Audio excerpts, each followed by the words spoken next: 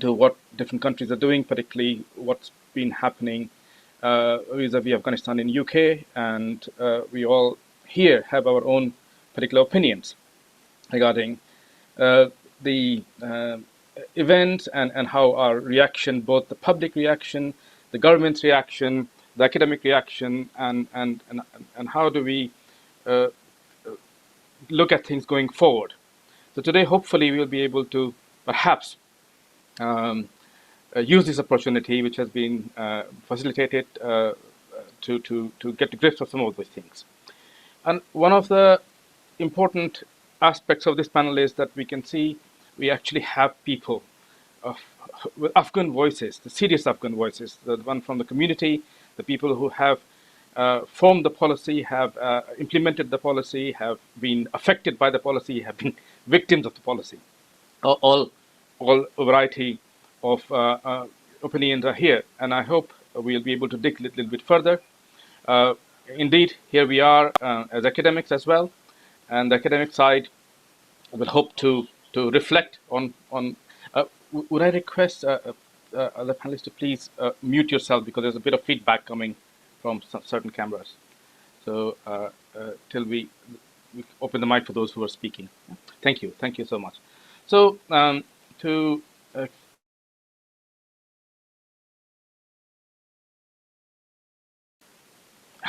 all right, back on. So we are live on various social media channels, just to let the audience know.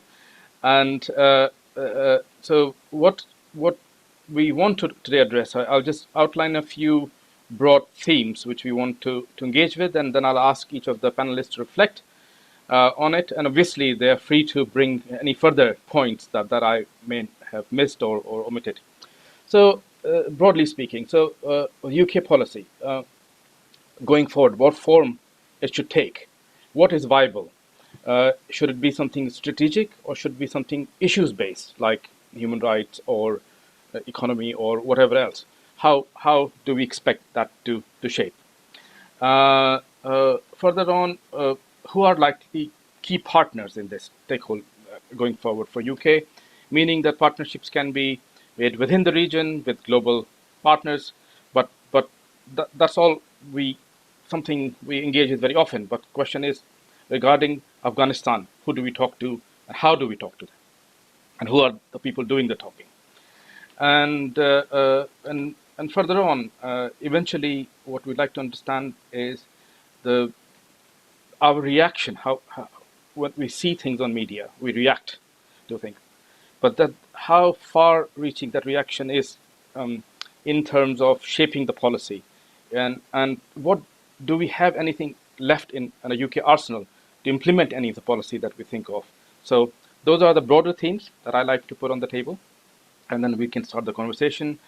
And for that, I would like really to start with the great privilege of having Ambassador Sir Nicholas Kay with us today. He brings not only he was ambassador to Afghanistan from this side, but he has been in the country in a number of different roles in rebuilding and development side of things. He brings further regional expertise over the broader global south to the table. And Sir Nicholas, over to you. Thank you very much indeed, Dr. Montu Saxena. Thank you also AISS, Dawood and others. And thank you University of Sussex for organising this great event. It's, I think, the third time I've taken part in an AISS event. And sadly, of course, the first time that I'm not able to do it in Kabul. But today, I mean, personally, I should be listening and learning as much as possible. I am no longer a part of Her Majesty's government, no longer play a role in policy making. I'm retired. I do recognize the dilemma that colleagues who are still serving will face. In my experience, there is always an enormous tension between the need as a diplomat to act and the need also to spend time listening and learning from experts. And it is great to be today with so many experts in the region. I must admit, the UK government has not always been as good at learning and listening from experts as it could have been or should have been. I can remember in 2006 when I went to Helmand to establish the PRT in Lashkar for the UK. I mean, on the whole, we were flying enormously blind in those days. I mean, we had very little understanding of the context and unfortunately spent very little time trying to bring in the necessary expertise. We were in too much of a rush to act. So overall, I mean, my posture is definitely, we need to be realistic and humble in what we're doing now. The title, as you said, of this talk is quite broad, UK policy for Afghanistan, and you've raised some very good questions, which I hope I'll touch on I will touch on answering those. I'll focus, as you suggest, on current and future policy, not raking over the past too much. I can't avoid, though, the fact that, what I say is based on 45 years of passing acquaintance with Afghanistan for me, from 1976 onwards. I am, however, definitively not an expert. The only consequence of this long exposure to Afghanistan is to tell me that how little I understand. Less than 3 months, of course, since the takeover of Kabul by the Taliban, it's still very early days. I think we have to recognize that. And I think it is right that we should be proceeding step by step. And I can envisage, if you like, a 3-step approach to policy now. First is the immediate, and very much the focus from my point of view in the immediate is the continued resettlement of Afghans who are vulnerable and in need of safe passage. That's fulfilling our obligations and our duty of care. So it's very important that the schemes that exist, the ARAP scheme is improved, broadened, more resources given to it. And it's also important that the ACRS, the Afghan Citizens Resettlement Scheme, announced more than 2 months ago, but still not operational, that becomes operational.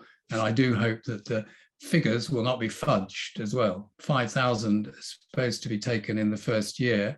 Let's make those 5,000 new and additional, not double counting. And let's also make those principals heads of family or not the whole family members. So anyway, a lot to be done on that, I think. There is also very, very urgently in the immediate short term is a massive increase in humanitarian assistance. We all know the situation is dire. It was forecast from actually the spring onwards, really, and then the warnings became even more acute from August onwards, and they're still there. So there's some good moves being made, but it's not enough. And I think we need to find, I'm certainly advocating through the UN and through NGOs, not through the Taliban government at this stage. There are lots of ways to do it, as we know. You can do cash for food schemes, transferring cash. WFP does it all around the world. I would also say we need to broaden the humanitarian focus as well, that it should include the health sector, should include salaries for medical staff. And we also need to focus on the banking and finance system. And there is work, I know, going on to get liquidity into that system. Again, that is not releasing frozen funds to the Afghan central bank, but using private banking channels and other systems to do that. So I think it can be done. Thirdly, we should continue to engage with the Taliban, which we have as the UK been doing. And I welcome Simon Gass's role and his visits to the region and to Kabul. And we should be engaging with the Taliban on those first 2 agenda items, if you like, the resettlement of Afghans and the humanitarian aid. But we should also be engaging with the Taliban on the conditions for recognition. The European Union, for example, has produced 5 principles, if you like, which I think are very solid.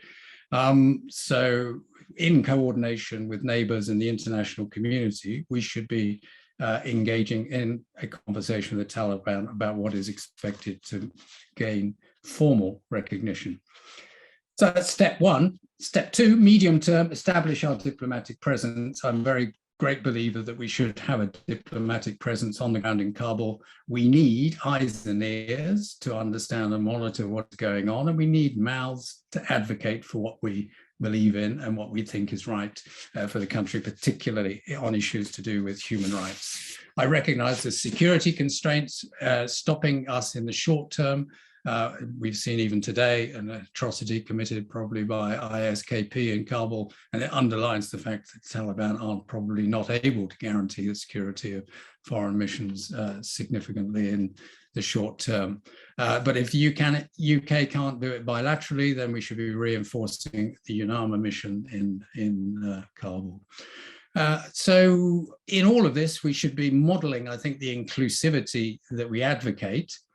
And that also means engaging with the whole range of Afghan actors, and that includes the National Resistance Front as well, and including everybody in the diaspora too. So let's do that. Third step, longer term, depends on how first two steps go, but clearly there is a very important agenda, as you say, issues-based, and there is one about trade and connectivity, which is for the benefit of Central Asia and South Asia as well. And I think a lot of work over the last few years has been done on that. Some of the DFID work has helped a lot, and I think that could be extended. Security defense reform, again, depending on how first and second steps go, that will still be a huge requirement in Afghanistan. Counter-narcotics work as well. Final comment, if I may, when everything seems to have changed, the world turned upside down on the 15th of August, and Dawood left on the 16th of August thinking, everything that we have worked for and hoped for over the years has changed. When that happens, I always think it's actually worth looking at what hasn't changed. And a lot of things have not changed in Afghanistan. Economics have not changed. It's been an unviable state in modern times, and that's the last 150 years, economically unviable. That remains the case. Demographics are not changing. It is young, and it's a growing population. Politics, diversity, if you like, hasn't changed either. It has a diversity of religion, ethnicity, which brings strengths and weaknesses and a need for inclusivity. Geography, that hasn't changed. Internally, the same physical challenges exist, but externally, the same regional interests exist and the same involvement by neighbors and regional powers, and the complexities those bring will continue. And finally, what hasn't changed is Afghanistan's fatal attraction. Now, this isn't a sort of misplaced Western Orientalism about the allure of the East and the allure of Afghanistan. This is actual and real. This is now a jihadi central, if you like. The appeal for global jihadists to go to Afghanistan is strong. So what? First, so what? Things will change again. Look at the last 45 years. I have seen three significant, at least, tumults in those last 45 years. And I believe past performance in Afghanistan is a guide to future performance, and there will be future such tumultuous changes. So be ready, be agile, and don't turn away. Second, so what? Ignore Afghanistan at our peril. That, again, has been proven over the last 45 years. There are things, whether it's migration, terrorism, drugs, which will affect us all. And therefore, we need to preserve expertise, and vital to support institutions like AISS and academics who are working on the subject. We cannot allow the knowledge that we have to deteriorate. And then third, we need to be realistically modest. As the UK, we are not leading players. We have some interests and we have something to offer, real expertise and funding in humanitarian and development issues, counterterrorism, organized crime, some useful relationships with P5, Pakistan, the Gulf, NATO. But the UK and the West in general, we need less swagger, less hubris, And personally, two slogans that leave me cold and I believe we should leave behind are Global Britain and Force for Good. But anyway, that may be a subject for a different event. And thank you for your attention. And I look forward to the rest of the discussion. Thank you so much for those thoughts. And I think one of the things we have to take into account is that the important point you made about the imaginaries, and which our imaginaries about Afghanistan are stable, which are continuously changing, and how that affects our implementation and coordination strategies. But however, I think another powerful thing to note is that while you're absolutely right about how government needs to be modest and seem to be doing what it can actually do rather than make big claims, on the other side, it is important to note that the response from UK citizenry, from the civil society, and academia has been far more robust and ambitious. And I think government can do better by supporting these initiatives rather than trying to act itself. That is my opinion.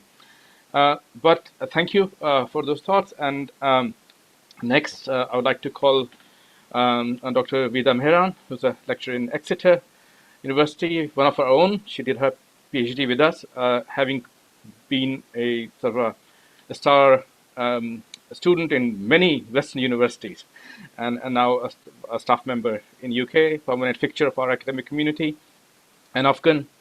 And with that, I'd like you to reflect on these points, but I also like to reflect back on our conversation many years ago, that how the policy or thinking of Afghanistan happens largely without participation of what is Afghanistan, who is from Afghanistan. There are many such things which then affect how we think and do things. So over to you. Thank you. Thanks very much for the introduction. I'm glad to be here. Thanks for the invitation. Though I just wanted to start with your very nice comments that I was a star student. That's up for debate, for some serious debate. Anyhow, I'm glad to be here. And I think I will start with analyzing the issue from within three related but very important themes in Afghanistan that I think are crucial in the current context of the country. I'll focus on these points as humanitarian crisis in Afghanistan, women's rights, and threats of terrorism, and what role the UK and rest of the world can actually play in addressing these issues with a focus on the UK. So as far as the humanitarian crisis goes in Afghanistan, we all know that the country is facing a major humanitarian crisis right now. And the UK can play a very important role in ensuring that Afghan people are getting the very urgently needed help, humanitarian help that they need right now. According to the most recent United Nations Development Program report, rates of poverty has increased by 25% in the country, and the country's in over a matter of few months, there's risk that more than 95% of the population will plunge into poverty. Afghanistan already is facing a very horrific famine. The winter is coming, which means that famine is going to be a lot more real and even more detrimental for the population, because getting the international aid and humanitarian aid to various parts of the country will be very difficult. Channels of communication will be negatively influenced by weather conditions in the country. Poverty is rampant in Afghanistan right now. The Afghan middle class is plunging into poverty. Many people, skilled and educated people who right now are resorting to blue-collar jobs, and that's not even available. The employment market is terrible in the country. They've lost their jobs, and many more families live on remittances from diaspora abroad. Which they previously had jobs, they previously were independent, they were working, now they've lost their jobs and they have to rely on these incomes from outside the country, and getting that is not also easy for for those family members living abroad and those living inside Afghanistan. And in the backdrop of all this situation, it's very visible that women and girls are the most vulnerable here. Many of the children, families who, because of famine, have actually sold their kids, their children. They were female kids. They were girls, and you can see that poverty has really hit the Afghan population very hard. And as for the focus of the humanitarian aid and getting the help to people, it should be highlighted that people who are in the who need this help the most should get it, because we get the reports from Afghanistan right now that the limited humanitarian aid that reaches the vulnerable populations in the country in various areas, we have reports that the Taliban are distributing that help amongst their own crowd, to their own supporters, to the families of their own fighters and the families of former terrorist attackers and what they call the martyrs. And instead of reaching that humanitarian aid reaching vulnerable men and particularly women in the country who are in dire need of that humanitarian aid. And this ties back to the second point that I wanted to discuss, essentially going to the question of women's rights and human rights in general in Afghanistan. The Taliban has taken, from what I believe right now, is taken the Afghan women's rights hostage, Afghan women's education hostage to their political aims. They are using it as a bargaining chip for diplomatic recognition. And the Taliban leadership has frequently mentioned this, that recognition, international recognition first, and then the Taliban will allow women to return to their jobs and girls to go back to school.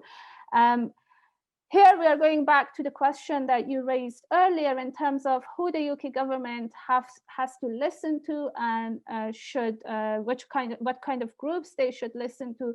And this is one group that the UK government has to listen to and pay attention to, is women's groups and civil society in Afghanistan, and making sure that their voices are heard and that their voices are not lost, and increasing the pressure on the Taliban, because so far we see that the Taliban has been under pressure, and because of that, certain parts of the country, they have slowly allowed some schools to open, but not everywhere. So we can see that the pressure has been effective, and it should continue. That pressure on the Taliban should continue in order to hopefully have some positive impact in terms of women's rights and human rights in general in the country.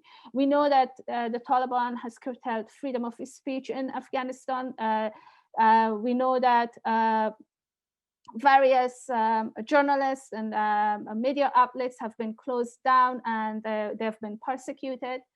And a lot of people in Afghanistan, and particularly civil society activists and also former government employees, do not feel safe, which Sir Nicholas Kay also mentioned the UK scheme in terms of resettlement and evacuation that happened earlier on. Those were effective plans, but resettlement can be speedier, and in making sure that people whose lives are under threat, they are rescued and they can reach safety, since essentially Britain has a moral duty to settle Afghans who helped the UK forces and UK forts in Afghanistan. So tying back to the question also of threats of terrorism and lack of security, which can also have serious spillover effects. We can see that since Taliban has taken control, the Taliban hasn't been able to provide security in general. Security attacks have continued, particularly in mosques and religious sites that belong to a minority group, to the Shiite community in Afghanistan. Attacks against these communities has happened frequently since the Taliban has taken over. And security threats in general have continued. We only today, a few hours ago, there were explosions at the Kabul military hospital, and from the discussions coming from the country, the responsibility lies with Daesh, although Daesh hasn't, ISIS-K, or Daesh hasn't taken the responsibility, formally accepted the responsibility. Nonetheless, the discussions are that they're possibly responsible for such attacks. So the Taliban has very close ties with a number of terrorist organizations operating in Afghanistan and in the region. They've released fighters from Tehrik-Taliban of Pakistan, ISIS, Al-Qaeda, and Jamaat al-Nasrallah, and the rest from in the country. And that means that these groups are freely, semi-freely operating in the country, and the Taliban hasn't been able to either cap their activities or control the situation. Based on intelligence reports, Al-Qaeda in Afghanistan can become a major security problem for the US and in the next couple of years or so, and so does ISIS. According to may I ask you to wrap up if you don't mind? Sure. According to the most recent reports, we see that a number of Afghan national security forces, intelligence or general security forces that were persecuted by the Taliban, they have actually joined ISIS. And that makes ISIS an important security threat. And the UK needs to, what UK can be effective here is put a lot more pressure on Pakistan, for example, to address the situation, the security situation in Afghanistan in terms of security as well. Thanks.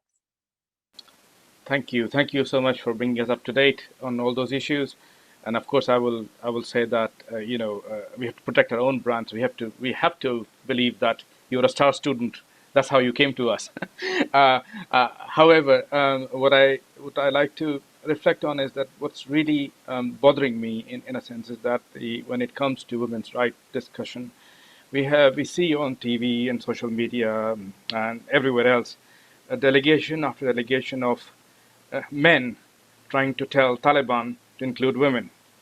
And that's a really interesting kind of a dissonance that is with the international community. And I think innately Taliban also believe that just like these other men coming to tell them who don't include women, they can also say we will include women, we just don't have to. And this messaging is really messed up in many ways. The second thing from your description is very important to note that if you take in a sense, a symptotic measure, that both the question of how certain bits of Taliban allowed schools to open, certain bits of Taliban are allowed to be more secure and less secure and so on. It tells me something very important, that the idea of how Taliban have a central control system or anyway have a way to push policy or have any kind of a resonance beyond coming into power is something we need to keep an eye on. And that should inform how we act locally. And that's something that, I mean, that's nothing new to say there, but it's important to always highlight that there is certain, imbalances or inhomogeneous sort of a system in practice that's happening, which has both good and bad things, right? So we can't request or demand something which will be universally applied. At the same time, certain good things may happen locally. We don't know. But the security concerns you brought up, and they're very well taken aboard. And so for that, I'd like to initially ask Dr. Afzal Ashraf to step in. This is an area that he thinks about. He's a visiting fellow at University of Nottingham, but he's been involved in political and security matters regarding the region for a number of time, a very well-known, well-regarded expert. Dr. Ashraf, the floor is yours.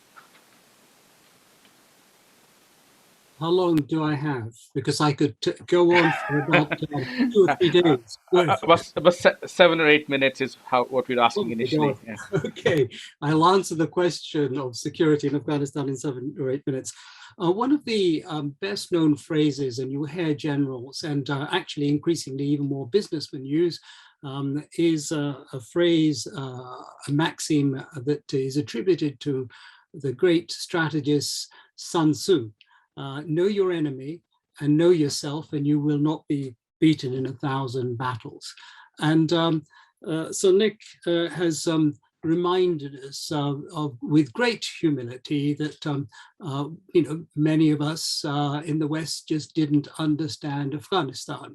And I think there is, of course, a great deal of truth in that.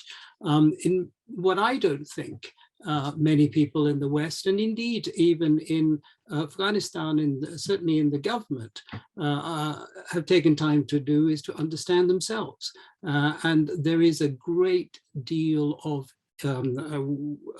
really important stuff that can be achieved by doing that. And I think within this short time, I don't think we've got time to explore this in detail, but we certainly need to learn that virtually every single war that the United States has fought, and which of course the UK has involved itself in, certainly by learning from the mistakes of not involving itself in Vietnam, subsequently it has, the war has been fought on a false premise, a false understanding. And that is something that McNamara learnt after he had lunch after the war in Vietnam with his opposite number.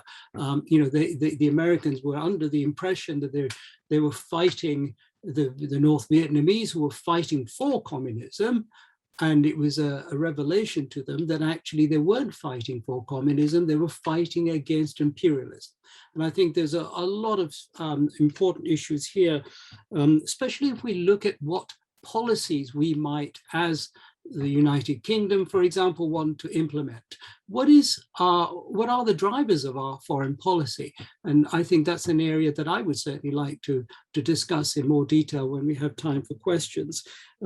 But let me just, in the short time that you've given me, pick up on a few things that both Nick and we have highlighted, all of which, of course, I think are hugely relevant. But I'd just like to add a little dimension to them. So Nick talked about the fatal attraction that is Afghanistan, and he quite rightly mentioned that it's an attraction to the jihadi mafia out there.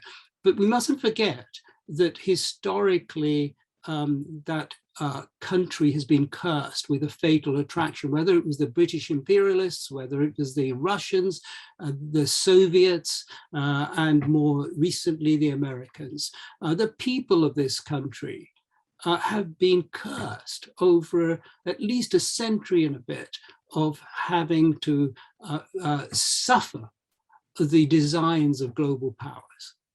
And they have not experienced peace. And if we are to look for a future, let's put that at the center. And I think we all want to. This is what we're all talking about. It's not that we don't want to. It's really a question of how we achieve it. And how we achieve differences in policies, differences in strategies, is by having significant differences in our thinking. And they come about by understanding how our political culture and how our security culture makes us view the world, and challenging it, challenging things that we take for granted because they've been wrong. And that's why we have the mess we have. We have to start from that. They have been wrong. And it's very tempting to blame the Taliban because they're an easy bogeyman. None of us like the Taliban. None of us wish they were there, but we must accept that the part of the reason they're there is because of our failings. And that is one of the things that I think is going to be the hardest to overcome. I think Weetha highlighted the issue that is facing us right now. I think she highlighted it really well. It's the humanitarian crisis. It's been highlighted by everybody, but nobody's really doing anything about it. And the ethics, the morality is pretty obvious. The world doesn't work on those bases. And I think one of the things that will help get motivation, get movement on this front, is to recognize the fact that just as even when the Americans were there and this wonderful government that we had in Kabul was effective, there were hundreds of thousands, millions of Afghans leaving that country because the vast majority of Afghans were living, even under those conditions, on a hand-to-mouth existence. And so we had 150,000 Afghans in Turkey before the fall of the government, and even hundreds of thousands more trying to make the crossings through the Balkans and so on into Europe. So this humanitarian crisis is not new, or so the immigration crisis is not new, but the humanitarian crisis is going to put that on steroids. And we need to act now. Otherwise, the Europeans, at least, are going to suffer a massive problem in terms of immigration, in terms of security, and not just direct attack, very unlikely to have major direct security attacks, but they are going to have a right-wing backlash, which is going to cause another security problem. We did talk about increasing pressure on the Taliban. And again, and she mentioned, of course, women's rights. Those are things that we would all instinctively want to support for very obvious reasons. But I think we need to just challenge a couple of our, if you like, assumptions here. Women's rights, yes, we want them, but let's be real. Before the Taliban came on the scene, in the oasis that was Kabul, yes, women were doing some wonderful things. But for the vast majority of the country, even if female girls could go to school, they didn't have enough money to feed themselves, so that even if they went to school, they couldn't really concentrate and take advantage of it. Now, the other thing, the liberation from the nasty Taliban has cost the lives of 111,000 people, according to some estimates, just over a 9-10 year period. 50% of those were women and girls. And we denied those women and girls, over 60,000 plus, the basic human right, and that is the right to life. And we mustn't forget that. There is a hierarchy of rights to life. The other thing, the assumption is that, oh yeah, Taliban are not serious about this. I personally believe there is a genuine shift within the Taliban. Some Taliban are really committed to women's rights, not because they're enlightened, but they've actually seen them work. In Qatar, where they've spent a lot of time, they will have seen what I have seen myself, having trained Qatari female diplomats, but much more impressively, going to fintech and cybersecurity conferences. Do you know that the vast majority of women, the vast majority of executives in the cybertech and fintech world in Qatar are females? And they're able to fulfill this job wearing the traditional dress code that strict, if you like, Salafi Muslims will have. So I think they have seen this and they have seen the value of this. The problem they have, of course, is that the Taliban are not a singular, uniform structure. There are different currents, and some of their people haven't seen it, so they can't imagine it. So I think there is an opportunity, if we understand them, to actually forward the very important agenda of female emancipation. And the final point about putting pressure on the Taliban, I think, is a really important thing to understand. If we put pressure on them, what's going to happen? They're going to put counter pressure. That is the way we have done business. That's the way politics is done. It's not going to achieve what we want to achieve, certainly not in the short term. Certainly the price for politics is paid for by ordinary, defenseless, and poor Afghan citizens. I think we need to think of different ways of engaging. One thing we do need to understand and recognize, and this is something that one of the world's senior diplomats who I had the pleasure of knowing many years ago, he's passed away, said, and he was a great advocate for Arab nationalism or Arab independence from imperialism. One thing he said in private was, the Arabs must understand one thing: what is lost on the battlefield cannot be recovered on the negotiating table. We have to understand the world has changed.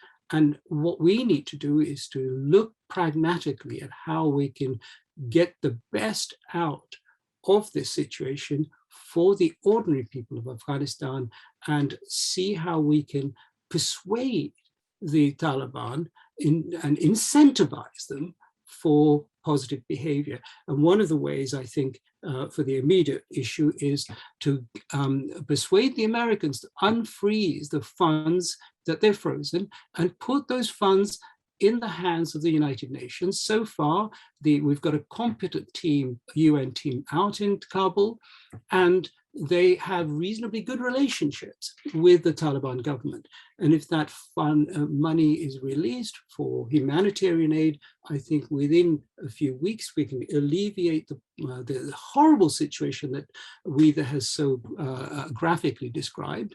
And I think that will be a step in the right direction of incentivizing positive change and getting away from this pressure issue, which takes time to achieve success and which costs the lives and indeed the survival and prosperity of innocent Afghan civilians. So I'm sorry, that is all I can say, but I'd be very happy to elaborate on some of these points when we have more time. No, thank you very much for this critical evaluation of our assumptions and putting us straight in what could actually be achieved and how it can be achieved. And it's really, really important. And one of the things that made me think while you were speaking was this notion of understanding and recognizing difference in policy and aspirations of different actors within and outside of Afghanistan. One very early days, but really important difference that we're seeing regionally is with Central Asia and how the three neighboring bordering countries of Central Asia have a very different idea and relationships and actions vis-a-vis what's happening in Afghanistan. And those very different actions are somehow still not frowned upon by each other. In past, the countries would have gone at each other, but they have a coordinating mechanism within Central Asia, which has evolved, which is a new thing. Let's see how long it lasts, but I'm really happy that it's there. And they are acting on their own interests for the best interest of what they think is best interest for Afghanistan. And that's a new story. So that in many ways is that who we are speaking to and who's hearing takes me very much to our next speaker.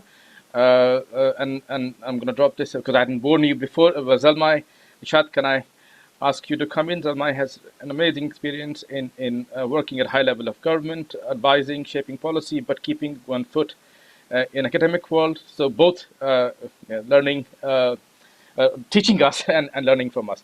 So Zalmay, could I ask you to take the floor, please? Thank you very much, Muntu, and I would like to thank AISS and Sussex Asia Center for inviting me to be part of this distinguished panel.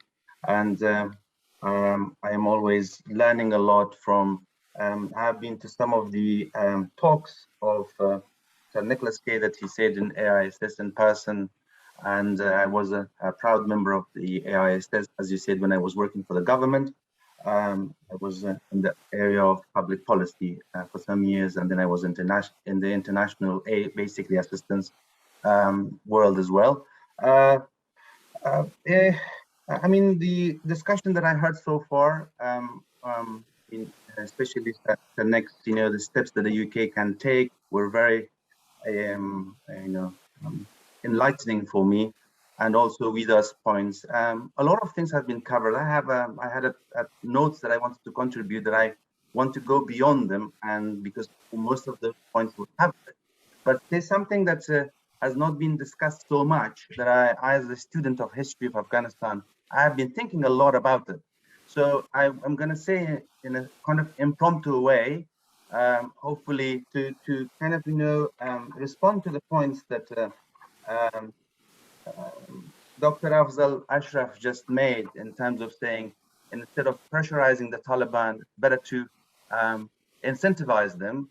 I think my premise will be kind of going against that basically, and then I will start with some statistics to respond to that, and also then I will go to my historical understanding of Afghanistan perception. The Asia Foundation in Afghanistan had done an annual survey for almost 16, 17 years. The latest annual survey that was done prior to the COVID, and then the COVID time was done on telephone. The sympathizers of the Taliban were around 13% in Afghanistan. Also, I remember in the context of the Asia, in the AISS, in the context of their peace studies, another survey was done, and their number was also corresponding with the Asia Foundation numbers. So 13% sympathizers for a group, and now they have taken over Afghanistan with the assistance of, we know how, I mean, in the 1990s, how they came to power with the regional assistance, and now we know how it happened. A few days ago, I was reading a piece by Jawed Ahmed in Wall Street Journal. He was one of the insiders of the negotiation between Pakistan and the previous government. I don't want to go to that, but I want to jump with that statistic back to the perception of history of Afghanistan. Afghanistan, as you know, is in the mid kind of point of three important geostrategic locations of South Asia, Central Asia, and Middle East or West Asia. It was previously existing as a country. It was divided between the three basically empires in the Central Asia. So then we have a period of the British intervention, basically engagement with Afghanistan, which has been studied extensively in history recently in the past, almost from 1990s until today. The pioneering work of Jonathan Lee, Benjamin Hopkins, and Dr. Magnus Marston, and the rest, Hanafi, is that they show in their work that through the colonial knowledge production on Afghanistan, Afghanistan basically was misunderstood, and basically through a single word that they point is the Elphinstone's Kingdom of Kabul, and then how that basically became the cornerstone of knowledge about Afghanistan.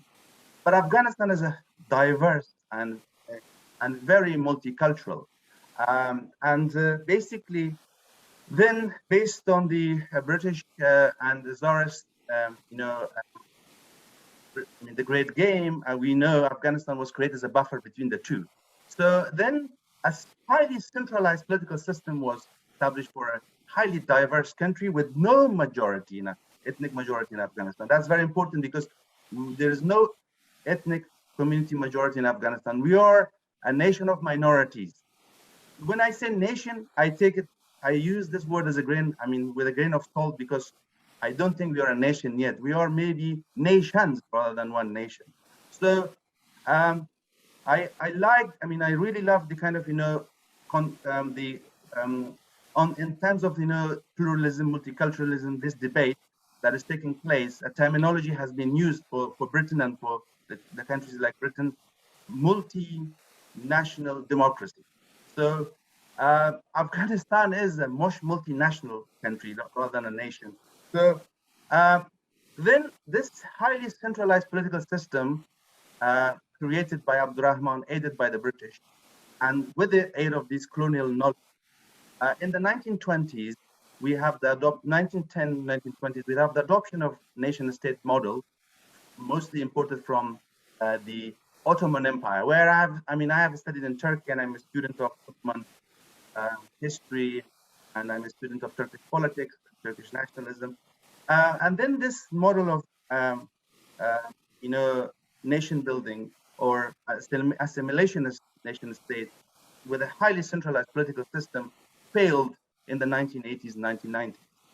Unfortunately, after the invasion of the Americans and the NATO in Afghanistan, instead of learning from the past 100 years of history of Afghanistan, this very centralized institutional system was revived in the 2004 constitution. There is a huge debate there, and in the Loya Jirga, when the constitution was adopted, more than half of those who were in the Loya Jirga, they were in favor of a decentralized political system to basically decentralize power to different communities, to allow them to govern themselves in their policy making, in their service delivery, and even their policing. But unfortunately, the defunct system of highly centralized political system was adopted despite the dislocations of the system in the 70s, 80s, and 90s. And then we know how it crumbled. But my basically understand, I mean, what I'm trying to say is that one, this colonial knowledge production of the 19th century was never challenged properly from indigenous scholars from inside, and then secondly, this has been debated a lot. Basically, I don't want to. Secondly, the issue of the centralized, highly centralized political system of Afghanistan, both of them together brought us to the where we are at the moment. Unfortunately, that a group which has 13% of the sympathy of the people of Afghanistan are ruling. I mean, trying to rule us. That will not be easy, and I would humbly submit that perhaps in the future, one of the policies of the UK could be undoing of that colonial knowledge production, which was the roots of its work in the colonial Britain, and the also, again, another product of the British engagement in the region was again a highly centralized political system based on that knowledge. Could be something that Britain can contribute through institutions like AISS and other institutions to understand the nature, the rich nature and diversity of Afghanistan, and to accommodate all the communities in the political and social life that they need to. Thank you very much. Thank you, Almay. That's fantastic description of history, one of my favorite topics. And the way I like to think about it is that the idea of a Westphalian state, which emerged, eventually was adopted by Ottomans and then migrated further east, where you start with the idea of borders, and then ways to defend that border, then you have to represent the border, you have a flag, an army, a national team, a national singer, national bird.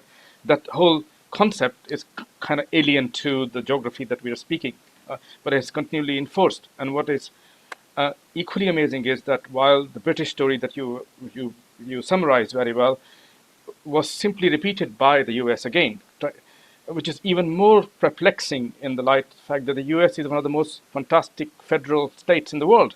It did not bring that expertise to bear rather than try to reinforce something that doesn't work. And we have the same story, of course, in Iraq, something similar.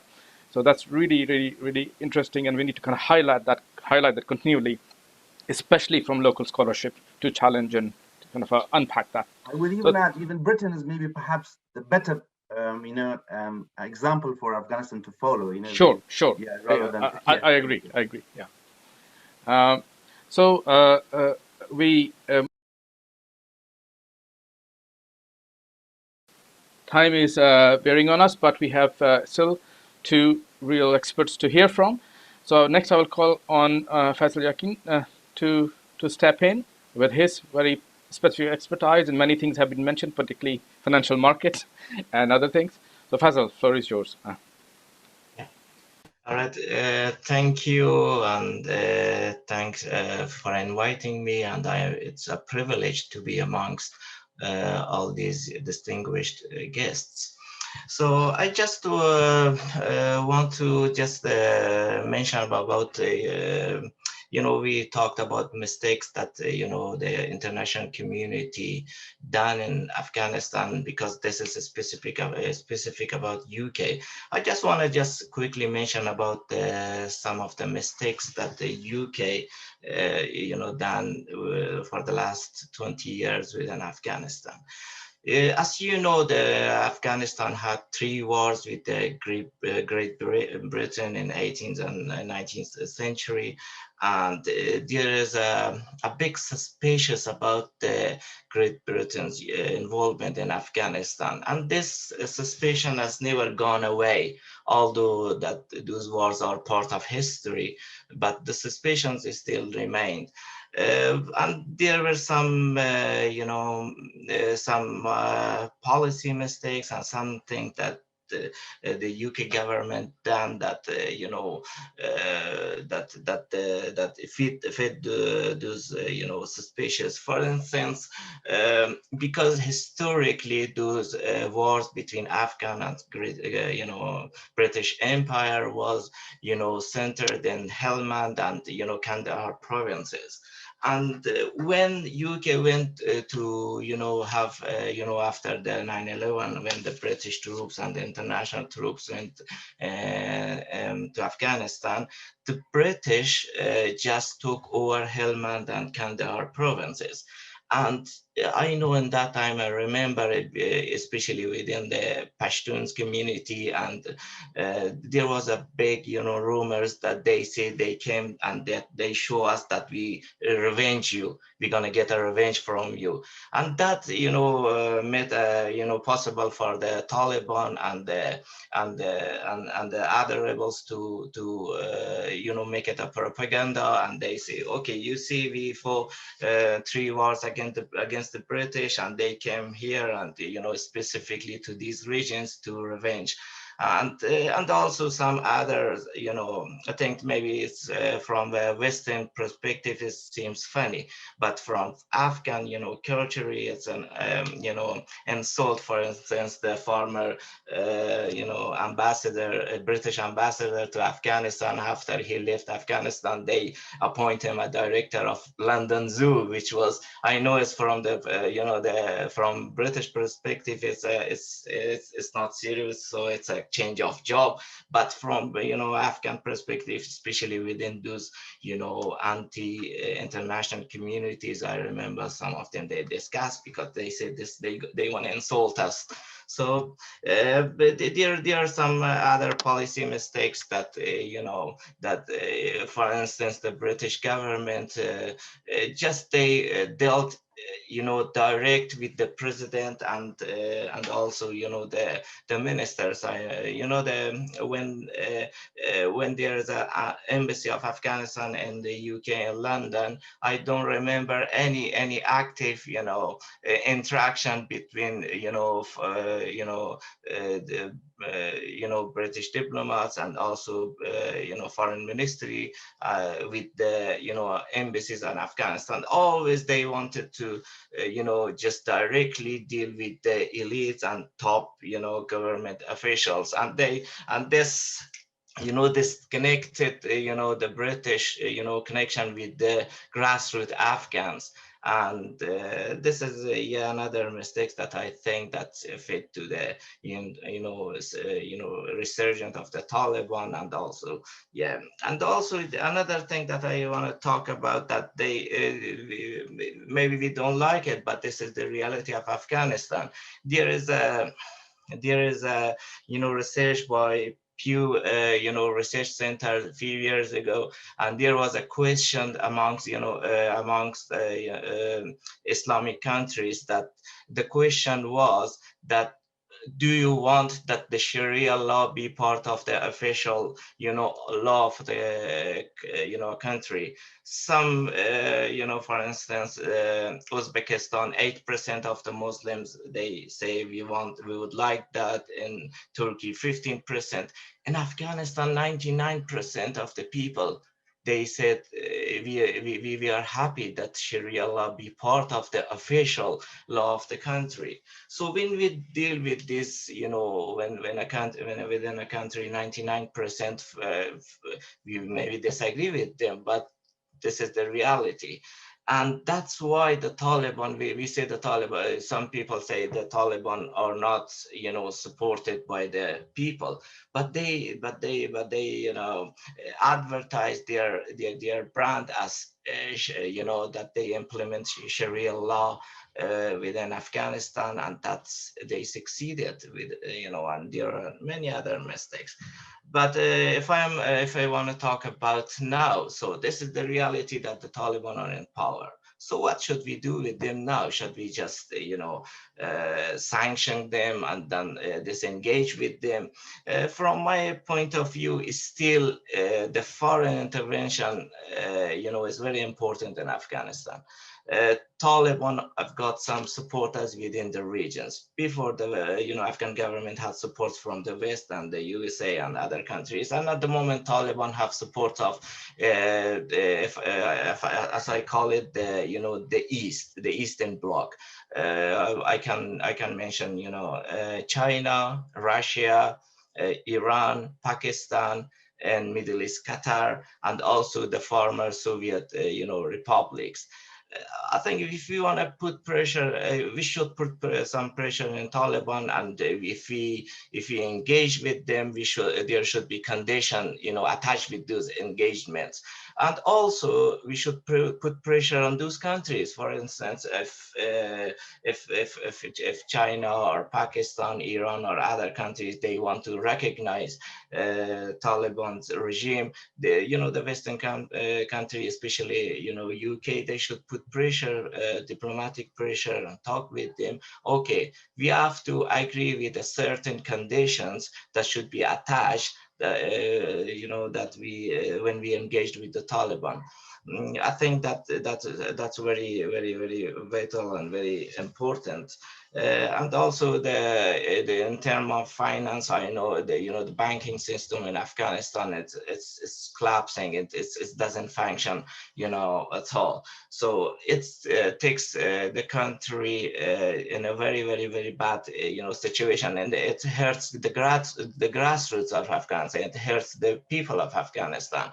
And when we the sanctions that all are on the Taliban officials, it shouldn't be affect the financial system of Afghanistan. We should we should let the banking system function. If the banking system doesn't function, even humanitarian humanitarian work of NGOs and other organizations will be we put them in difficulties. I know some from my where I work, there's many international organizations that they have projects, they have unimplemented projects, but they do not have any route to send funds to Afghanistan. They are struggling. I think in that in that front, it's very, very crucial that the international community, specifically UK, should just just facilitate some financial system to function. Otherwise, the people of Afghanistan will hurt, and not just the Taliban. At the end of the day, it's the people of Afghanistan that hurts. Thank you very much. I don't want to take too much of your time. If any questions, I will be ready to elaborate more on this issue. Thank you, Faisal. That's very informative and useful, and indeed, the financial aspect I think has been echoed by almost everyone on the panel, and we need to find and thinking further. However, somebody who has thought about this thing in a very different context is our next speaker and kind of actually host, Professor Magnus Marston from Sussex Asia Centre, Professor of Anthropology. Again, one of our, I would add, star students from Cambridge. That's my job, to put stars on students. And Magnus, of course, has years of wealth of experience on the ground, not only in Central Asia, not only in Afghanistan, but also in Central Asia and Pakistan and nearby countries. Magnus, you have the final word for today.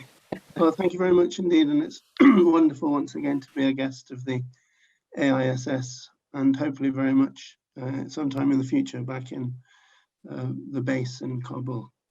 And I agree with much of what's been said too, so I'll just make some very brief comments so we can have some time for questions as well. Firstly, just going back to Nick's point about the Afghan citizens resettlement scheme, it certainly is very disappointing that it's taken so long to be open, and I'm personally dealing with literally hundreds of emails and texts and WhatsApp messages a day by people desperate to find out what's going on about that scheme.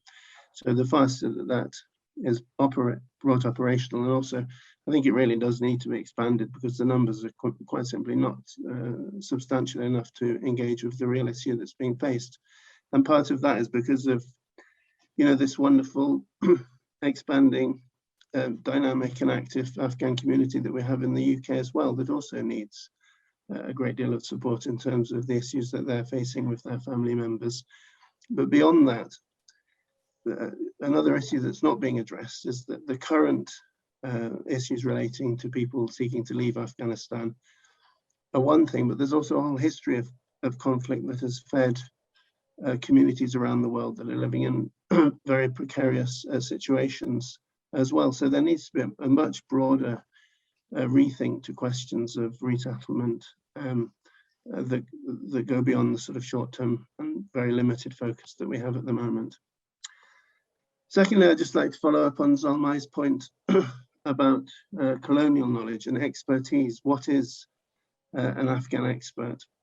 And of course, one of the problems that we've seen repeated over the past 20 years is the extent to which expertise is connected with intervention. Hence, we have this sort of very patchy terrain of expertise, much of which is actually linked to various periods of international intervention. And as a result, the expertise is itself rather shallow.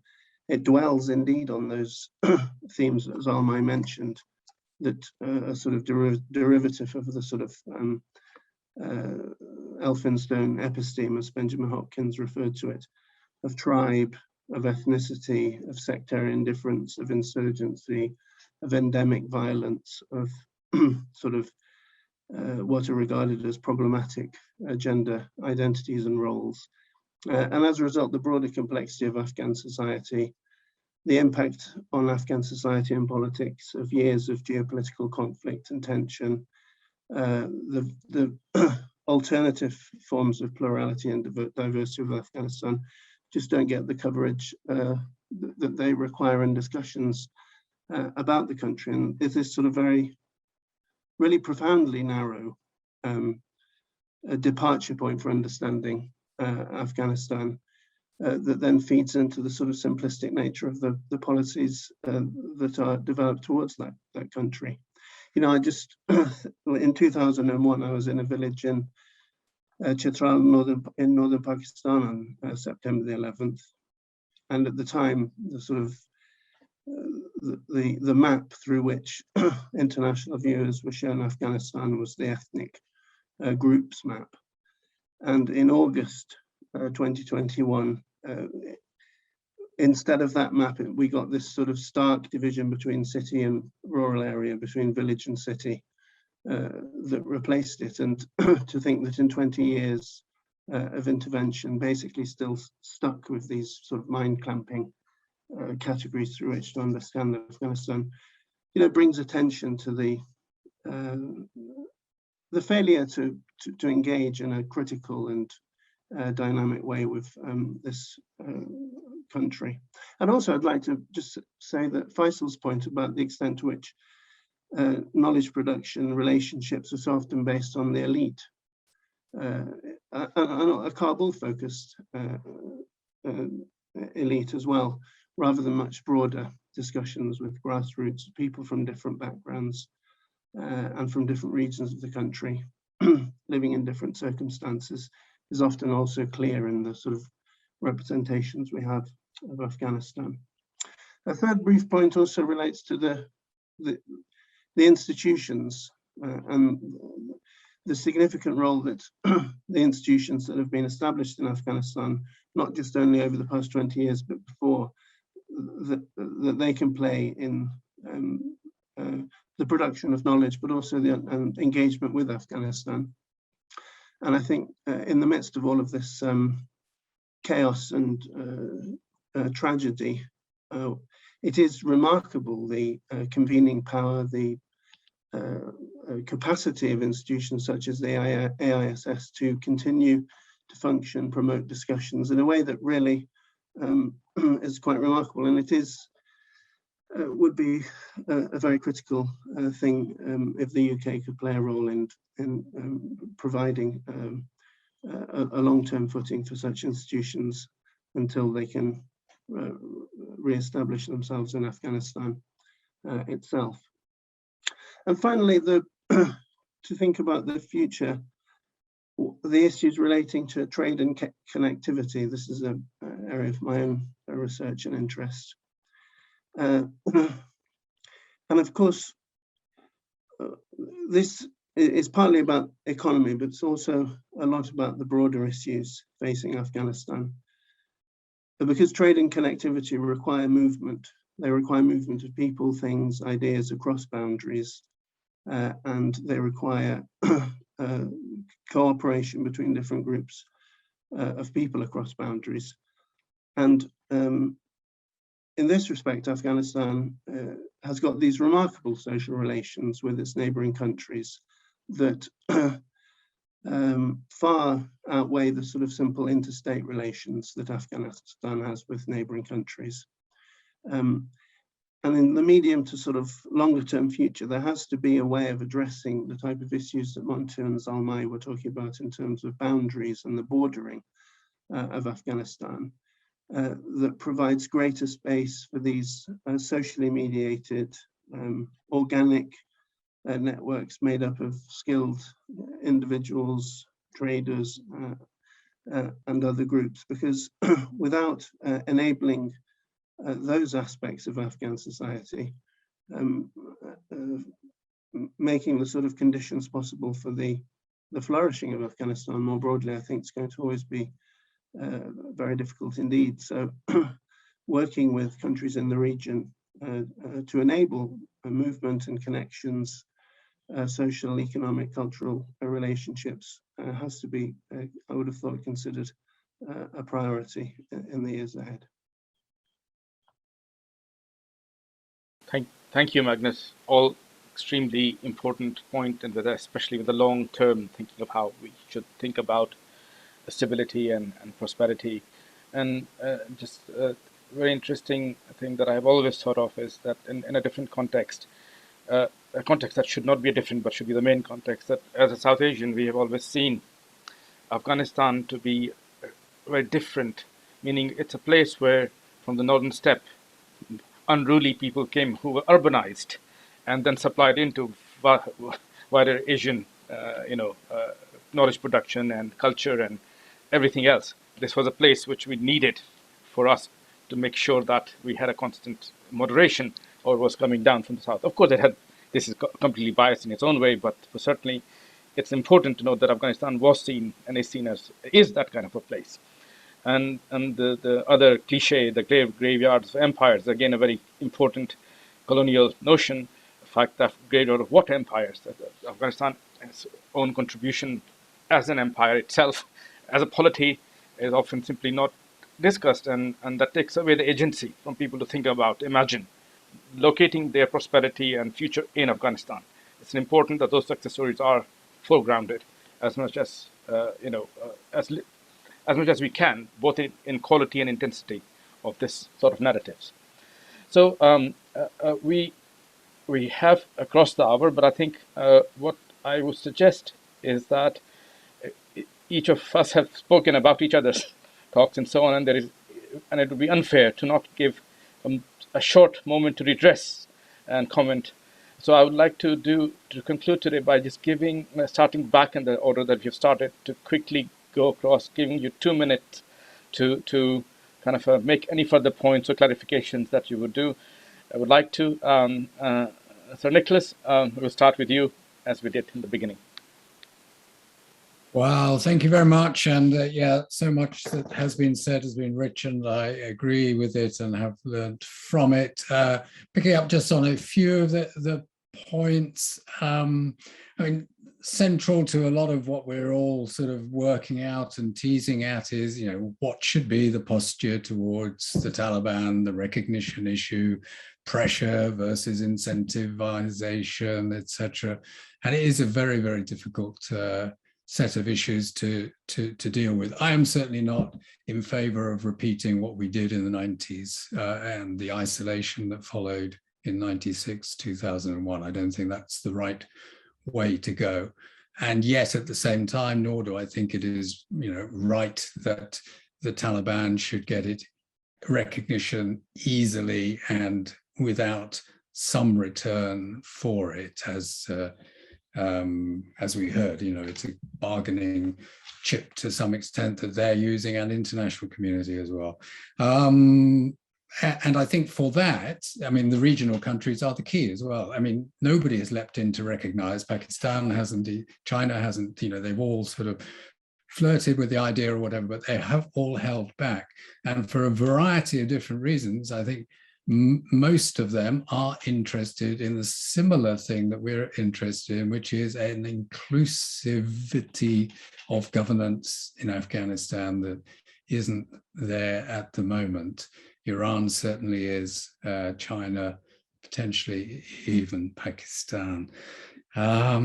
So work with them and find ways of mixture. I mean, it's the old pressure and incentives that have to be there. Certainly unfreeze the money to go to the UN, or some of it. Let's not do all of it, you know, but in reasonable measure, let's do that. I think my fear is the Taliban, of course, are not well prepared for this at all. What has served them well as insurgents is, you know, a great deal of inflexibility and discipline that has, you know, single-minded focus at the negotiating table or on the battlefield. And those mindsets are not going to be successful for governance in Afghanistan, where pluralism, multinationalism, diversity, give and take is absolutely essential if this heavily centralized state, you know, is to continue to sort of operate.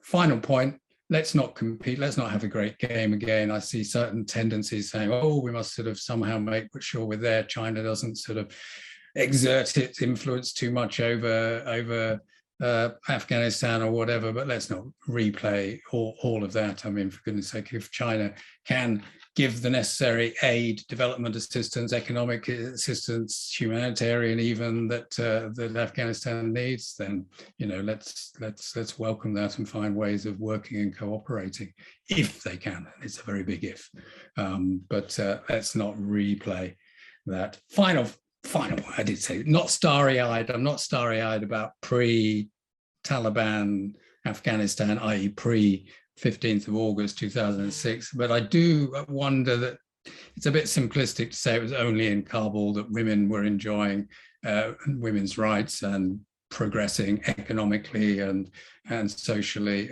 as well. I mean, it really was very striking from the years I spent there, and the visits, you know, Herat, clearly, Mazar, even Kandahar, across the country. It wasn't just a Kabul bubble. Anyway, thank you. Thank you for that. Vida, 2 minutes. Thank you. I will keep it short because one of the important points that I highlighted and I wanted to say was just mentioned right now at the very final point that Sir Nicholas K made, that women, the narrative that women only in Kabul or in certain urban areas were pro-women's rights, pro-education is not accurate. I worked at many NGOs in Afghanistan, including I've worked at a certain point in Afghanistan Independent Human Rights Commission. When we travel around and go to very far-fetched villages in the country, people were bribing school principals to let their children, their daughters, to go to school because the schools were full.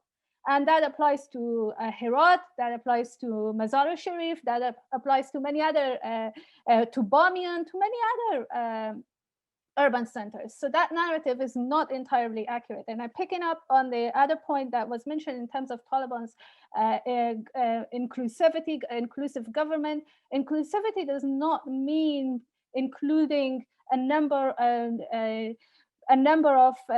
other ethnic groups into the state structure that the Taliban is formulating into their government, and all of them are men, and men who have actually been fighting alongside the Taliban. So women should be represented there. And my fear as a woman who actually experienced the Taliban's government the first time around is that a lot of the times women in Afghanistan are asked both previously by officials inside the government and now the Taliban that they should sacrifice for security, for peace and stability. And this is the narrative that the Taliban have promoted as well, that our fighters do not know how to deal with women, so that women should stay at home. Okay, a few of them, the leadership in Qatar has gone out and they've seen that women can contribute positively to the society. and the general fighters do not know how to deal with women, well, put their acts together. It's not the price that Afghan women should pay. That because a few thousand Taliban fighters who are on various terrorist lists are they are in charge of security of the country, they are brutally oppressing people, beating people up, that women should stay home. So that's the voice that we should not forget, and it shouldn't be silenced and should continue. Now, I know I got very passionate about that, but that is how I feel about the issue. No, that passion is necessary to highlight these points, and I would add that we need to broaden the discourse beyond education and security. It's to the fact that this inhibits fundamentally the workforce, the well-being of children and childcare, and grounding a particular part of the society into a specific function, which then can be controlled. So there is broader than just the highlighted idea of education and security, which is used as a ping pong between the two sides. We need to show the practicality of involving women is a necessity, and we need to find right words which can be said in different ways to enforce the point. Zalmay, you. Thank you very much. I do not want to repeat myself. I want to just talk about 3 points that were. The first point is the issue of the rubric of inclusivity that has been debated since the beginning of the peace talks between the United States, led by Zal Khalilzad, and we know the result of the disastrous attempt. But then the term stuck somehow and still is being used on a daily basis. And Vida mentioned about the absence of women. I would go beyond that. I will say we have the experience of having symbolic figures in the so-called Republic era by Karzai and by Ghani, that they had ethnic communities leaders, and then they were there as a vice presidents or as ministers. But the highly centralized nature of political system and administrative system in Afghanistan meant that there was only one president who would make all the decision without even consulting these ethnic or community representatives. And then there was no checks and no balance. And we know the disastrous, episodes of elections, and then, the drama called elections, and then how those, basically, I want to say that Afghanistan needs, by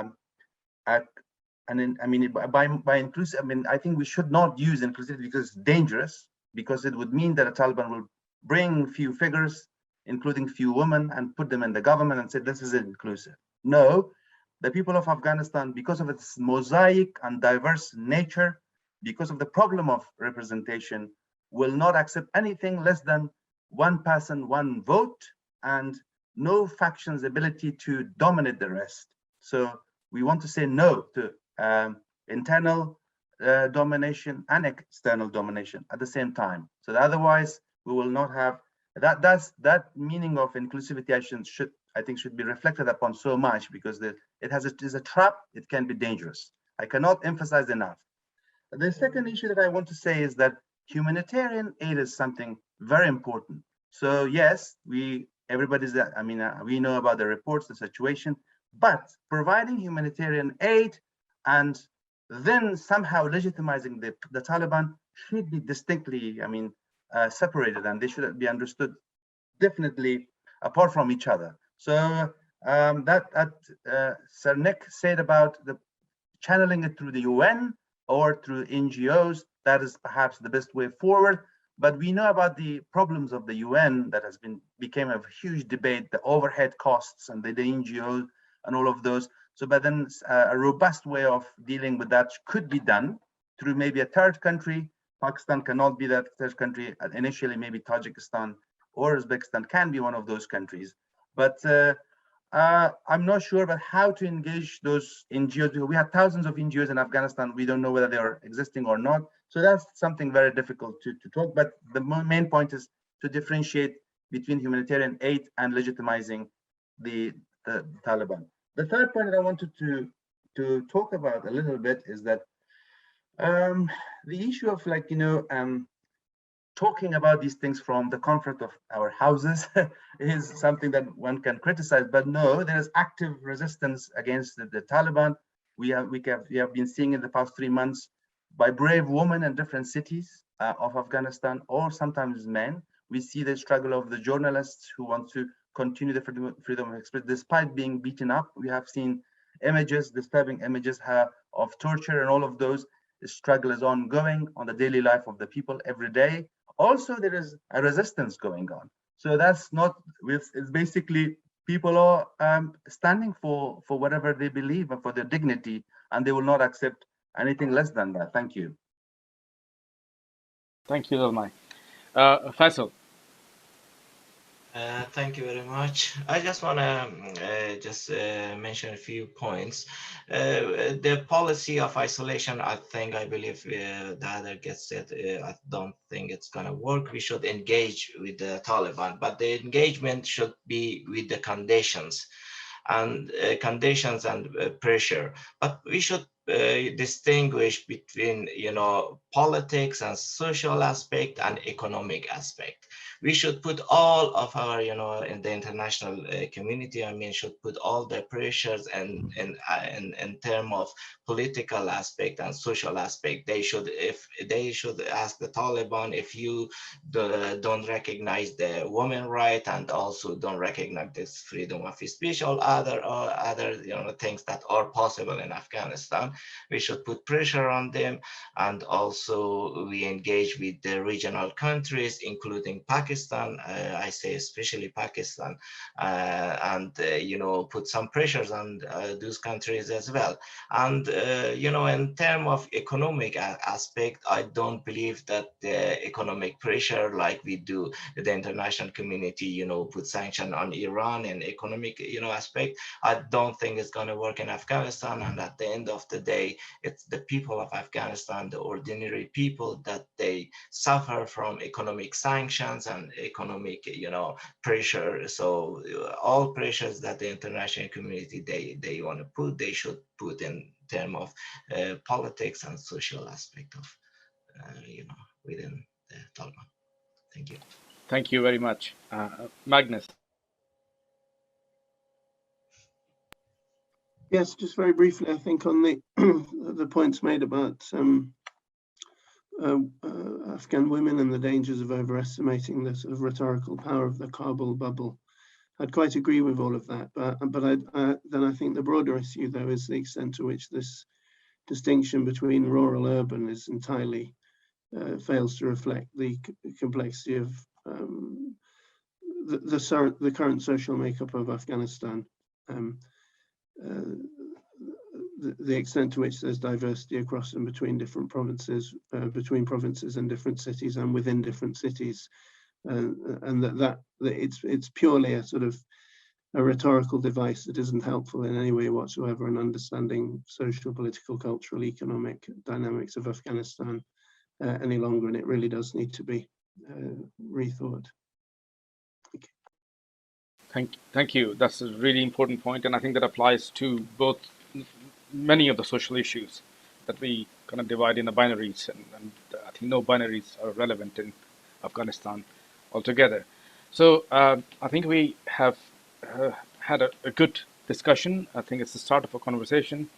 Each of us is privileged in many ways to have a constituency through which we can influence and affect things that are happening, and I hope this conversation will sharpen and refine that influence, and I hope we will leave here to do just that, leave the comfort of our home and visit the problems which we, I think, all are quite anxious about. We hope we can come back together relatively soon in this forum and many other forums that are coming through, because it's really necessary to keep it current. It doesn't become part of a media cycle. We won't let that happen. That's the best thing we can do as academics. So with that, I would like to really thank all of you for making time and reflecting and being constructive, most importantly. Then I'd like to obviously thank AISS and Sussex Asia for hosting and bringing us together. and definitely, the people behind the scene who have made this work, Dr. Muradin, while he's become a nomad, nevertheless present. And that's the power of nomadism in any way. And certainly Omid and technical staff who have been wonderful, making this quite effortless and seamless. So from Cambridge Central Asia Forum, a greeting to you, and hope we can continue to meet and discuss things together. Despite how grim things are, we have a way to move forward, and we shall do so. Thank you.